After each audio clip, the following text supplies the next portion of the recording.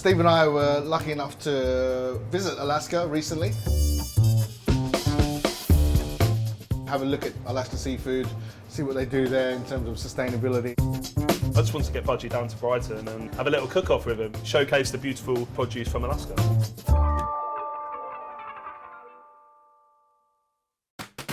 My style is very much about bold flavors. Being Filipino, we've got salty, we've got sweet, we've got sour. It's in your face flavor, it's delicious. My unique style of cooking is really simply using the best possible ingredients. Cooking them, treating them with respect and really showcasing the produce. So I've got the Alaska sockeye salmon. I'm just going to cure it in sugar and salt and then serve it with a horseradish buttermilk sauce. A little bit of cucumber on there, cucumber ketchup. So taking the produce from Alaska and kind of putting my spin on it. I'm going to be using Alaska pollock to cook a Filipino-style escabeche, essentially a sweet and sour roasted pepper sauce. So first step to do is to burn these peppers. We're going to burn them and then cook them off a little bit. I've literally just covered the sockeye salmon from Alaska in sugar and salt. And what this does is cure the fish, it firms it up, but also creates like a really nice fresh dish, which I think is perfect for the summer. Yeah, the standout moment for me with the trip to Alaska was working with that super fresh produce. When you work at a restaurant, you're getting it as fresh as possible, but it's not literally caught within an hour. Alaska seafood is always wild, it's never farmed. I look back at when we were taking the pin bones out of the salmon, for example. I didn't realise like the fish was so fresh that it was so difficult to take the bones out. We struggled a little bit. We were both being stubborn and like, no, we can do it, and no, we just couldn't do it. So I'm going to start making the sauce. So we're going to saute off some onions and garlic and some ginger. Just going to sweat them down slowly. Sustainability, it's so important that they've tied it into their constitution in Alaska. So keeping it sustainable for generations to come, it's not just one of those marketing buzzwords, you know. If I'm making a cucumber ketchup, we make ketchups here at the restaurant all the time. I think it's a great way to use the produce, but this element is bringing like that sweet and sour style to the dish. So going in with the cucumbers first, just diced up.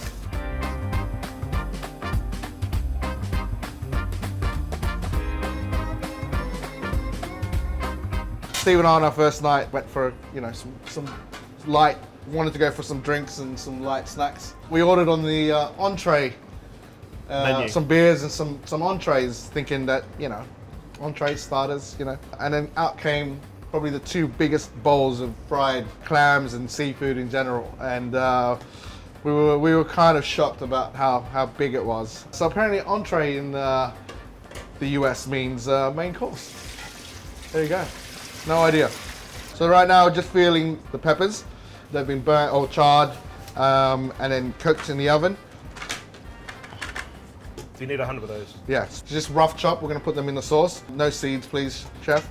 I think when you get to our position in our industry, it's nice just to not have to think about anything and just be told what to do. Like when I look back to when I started my career, we had the likes of Gordon Ramsay and Marco Pierre White leading the way, and things like recipes were very guarded and secretive.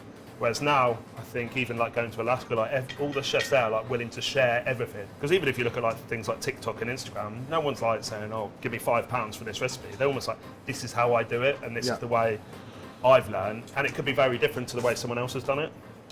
So I've nicked your knife. That's all right, mate. It's better than mine.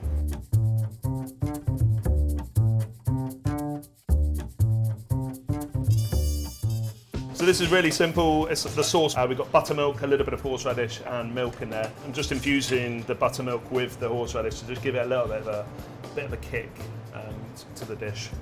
I think chefs make great diners. I think they're easy to cook for because they're less critical in the sense that they know the amount of work and effort that everyone puts in. More my mentors than my idols are difficult to cook for.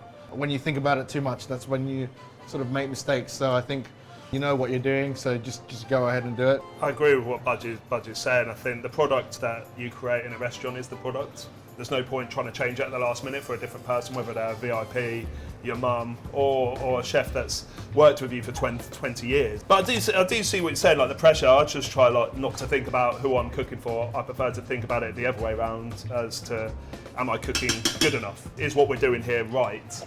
Rather than what what's happening on the other sides. So I'm just gonna blitz the red peppers to make the sauce. We want it to be a nice saucy consistency, but not quite like not like a thick jammy or ketchupy consistency, if that makes sense. What's wrong with ketchup? Nothing at all. I just didn't want to do 2 ketchup dishes, chef. That's all. I'm just about to wash off the sockeye salmon. So as you can see, most of the moisture has come out, and you can see like a little puddle. So what I took away from the trip to Alaska was that the produce was phenomenal. To be able to catch it and cook with the produce as well was something that I thought, was a great experience that almost like money couldn't buy. Alaska itself was beautiful. I think it was, fresh air, greenery, the sea, everything you really sort of want to get away from that sort of city life is there. I could certainly spend a lot of time there. So now it's time for me to cook the Alaska pollock.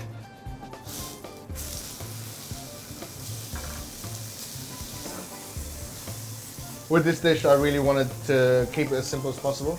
I wanted to sort of showcase Filipino flavors with amazing produce like this Alaskan pollock. My cooking is very much like that. It's high impact on flavor, but very simple on the plate.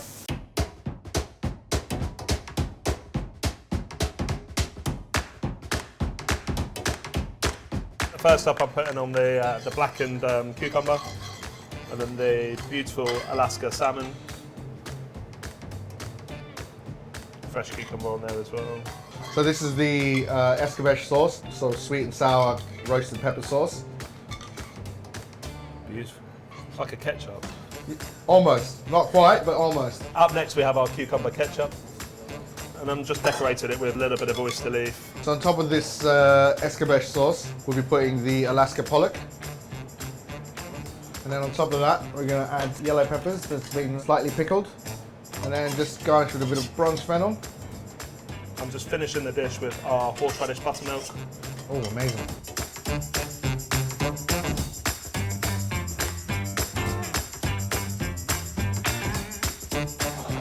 Shall we? Beautiful. Look at that. Budgie. That is really good. Everything that I imagined that budgie would create for me. It's, the sauce brings it all together. The pollock is really nice and tender. Thanks. I mean, this is amazing. I think the Alaska sockeye salmon really stands out. I think that it really showcases that. Really well balanced. This takes me back to when we were cooking together in Alaska. The fish, just as good here as it was there.